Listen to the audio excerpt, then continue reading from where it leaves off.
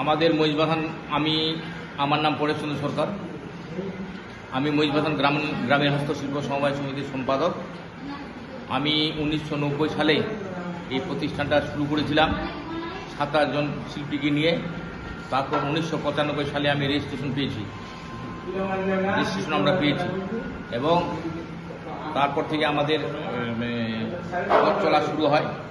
আমার এখানে বিভিন্ন রকমের ট্রেনিং আমরা নিয়ে এসেছি রাজ্য সরকার এবং কেন্দ্রীয় সরকারের তরফ থেকে, এবং এই ট্রেনিং নেওয়ার পরে আমাদের এলাকার সমস্ত শিল্পীরা এখানে হাতের কাজ তাদের ট্রেনিং দিয়ে আমি তাদেরকে দক্ষ করেছি। এবং আমাদের এই শঙ্কর সরকার হচ্ছে এই এলাকার শিল্পীদের যে ট্রেনিং হচ্ছে তার মাস্টার ক্লাসম্যান উনি ছিল এবং প্রচুর ছেলেকে ও ট্রেনিং দেওয়াইছে। এবং আমাদের এই শঙ্কর সরকার আজকে কমপক্ষে 400-500 লোককে ট্রেনিং দেওয়াইছে। ট্রেনিং দেওয়ার পরে এলাকার আমাদের 600-700 শিল্পী এখন হাতের কাজ করছে। আমি এদেরকে ইয়ের কাজ করেছি, আমি আইডেন্টি কার্ড করে দিয়েছি এবং আইডেন্টি কার্ড করার পরে এখন এরা ট্রেনিং নিয়ে আইডেন্টি কার্ড করার পরে বিভিন্ন জায়গায় এরা মাল নিয়ে বিভিন্ন পার্সোনাল ইয়েতে যাচ্ছে, ওরা মেলায় যাচ্ছে, মাল বিক্রি করছে। এবং এদের দুরবস্থা খুব খারাপ ছিল। বর্তমানে এখন আমার এলাকার শিল্পীরা 700-800 শিল্পী এখন খুব ভালো পজিশনে আছে, ভালো জায়গায় চলে যাচ্ছে এখন।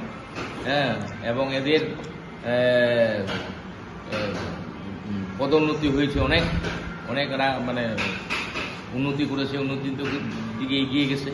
আমি আরও চেষ্টা করছি সরকারের কাছ থেকে যে আরও যাতে আমার এলাকার শিল্পীরা আরও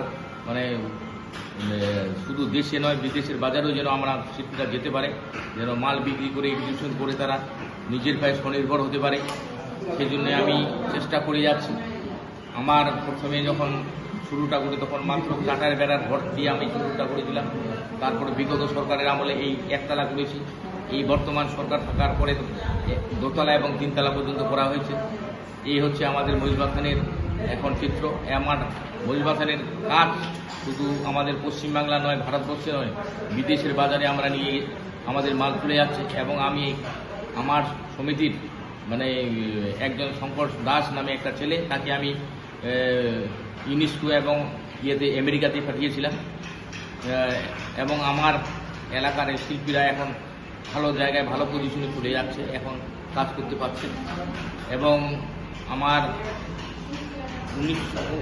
2016 সালে আমরা কিন্তু জিআই রেজিস্ট্রেশন পেয়েছি এই কাঠের উপর দিয়ে। আমাদের গভর্নমেন্ট থেকে আমাদের যে জিআই হয়েছে, আমাদের এই জিআই হওয়ার পরে আমাদের এখন এই যে আমাদের সমিতির মাল বিভিন্ন জায়গায় চলে যাচ্ছে, আমার মালের চাহিদা বেড়েছে। বিভিন্ন শিল্পীরা বিভিন্ন মেলায় যাচ্ছে, অনেক শিল্পী আমার এখানে জিআই রেজিস্ট্রেশন পেয়েছে, তারাও আজকে মেলায় যাচ্ছে এবং তাদের মাল বিক্রির এখন কোনো অসুবিধা নেই। সবাই মোটামুটি স্বাবলম্বী জায়গায় চলে গেছে, মোটামুটি সুস্থ সবল হয়ে গেছে, নিজের পায়ে স্বনির্ভর হতে পেরেছে। এবং আমরা আগামী দিনে আরও সমিতিটাকে যাতে করে বৃহত্তর জায়গায় নিয়ে যাওয়া যায় তার প্রচেষ্টা আমি চালাচ্ছি। আর এখানে কি কি মুখোশ তৈরি হয়? আমার এখানে মুখোশ শুধু গমিরার মুখোশ, আমাদের গমিরা নাচ হয় এখানে যে দিনাজপুরের এই গমিরা নাচের যে মুখোশ, সেই মুখোশটা তৈরি হয়।